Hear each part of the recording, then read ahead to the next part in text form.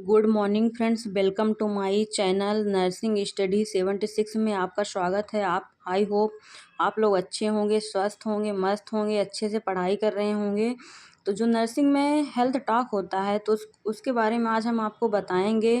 तो आज का टॉपिक है प्रिवेंशन ऑफ इन्फेक्शन, संक्रमण से बचाव। अगर आपको प्रिवेंशन हो गया है तो उससे कैसे बचाव करेंगे, तो उसके बारे में हम आपको बताने जा रहे हैं। तो चलिए चलते हैं टॉपिक की ओर।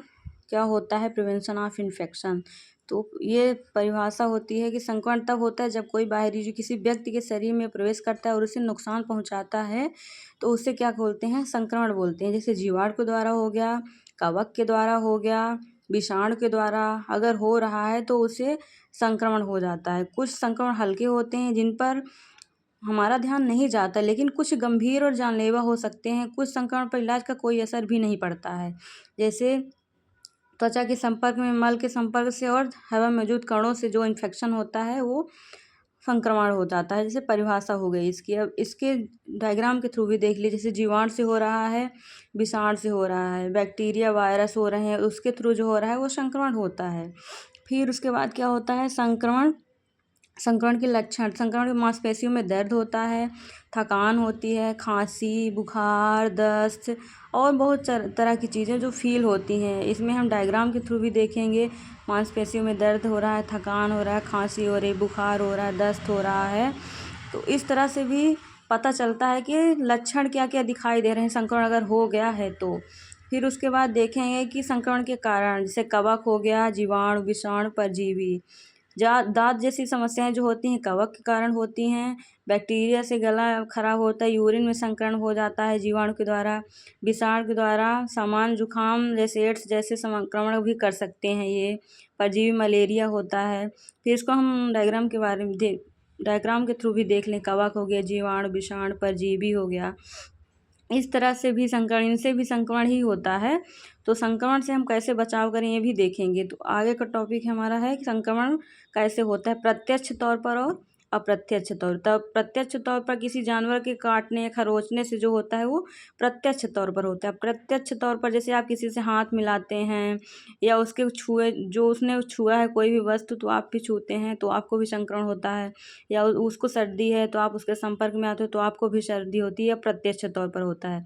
दो टाइप का होता है, प्रत्यक्ष और अप्रत्यक्ष। फिर उसके बाद ये देख लिए, जानवर काटने से हो गया, खरोचने से हो गया, हाथ मिलाने से हो गया, दूषित भोजन हो गया, दूषित पानी पीने से होता है। फिर होता है विषाणु द्वारा, कवक के द्वारा संक्रमण जो होता है। विषाणु गुणन करने से काफ़ी समय तक निष्क्रिय रहते हैं, ऐसा लगता है कि व्यक्ति में स्वस्थ है। फिर सामान्य जुकाम हो गया, डेंगू हो गया, त्वचा का संक्रमण हो गया। कवक के द्वारा दाद होता है, आँखों के कुछ संक्रमण होते हैं जो कवक के द्वारा होते हैं, दाद रिंगवर्म जो हो जाता है। फिर उसके बाद होता है कि डायग्राम के थ्रू, जैसे डेंगू हो गया, डेंगू इंसान को बाइट किया, ह्यूमन को, फिर ह्यूमन को बाइट किया, उसके बाद फिर उस ऐसे इसकी क्रिया चलती रहती है। दाद जैसे रिंगवर हो गया। फिर इसके देखेंगे लक्षण, हम क्या क्या परीक्षण कर सकते हैं। तो मल की जांच कराएंगे, खून की जांच कराएंगे और पेशाब की जांच, जिससे हमें पता चलेगा कि संक्रमण हमें हुआ है या नहीं हुआ है। अब इसको हम डायग्राम के थ्रू देखते हैं। जैसे मल की जाँच हो गया, खून की जाँच हो गया और पेशाब की जाँच हो गया। इस तरह से हम परीक्षण कराते हैं। उसके बाद क्या होता है, हमारा मेन टॉपिक है बचाव। तो हम बचाव कैसे करें? अच्छा और संतुलित आहार लेंगे, कच्चा खाना ना खाएं, फलों सब्जियों को धोकर खाएं। जो भी चीज़ हम बाहर से ला रहे हैं तो उसको धोकर ही खाना है। घर की सफाई करते समय दस्ताने का उपयोग करें। अगर आप बीमार हैं तो घर पर ही रहें। कच्चा दूध और उससे बनी चीज़ें ना खाएं, अगर खाएं तो उबाल के ही खाएं। दूध पिएं तो उबाल के। ज़्यादातर बीमारियों से बचने के लिए टीका ज़रूर लगवाएं। अपने हाथ अच्छे से और बार बार धोएं। खाना खाने से पहले भी धोएं, खाना खाने के बाद भी धोएं। रोज़ाना नहाएं, इससे भी संक्रमण होता है। पर्याप्त आराम दें, इससे हम संक्रमण से बच सकते हैं। तो आप लोग, आई होप आप लोग को समझ में आ गया होगा कि संक्रमण से कैसे बचा जा सकता है और संक्रमण क्या होता है, कैसे होता है, कितने टाइप के होता है। Thank you for watching, bye bye.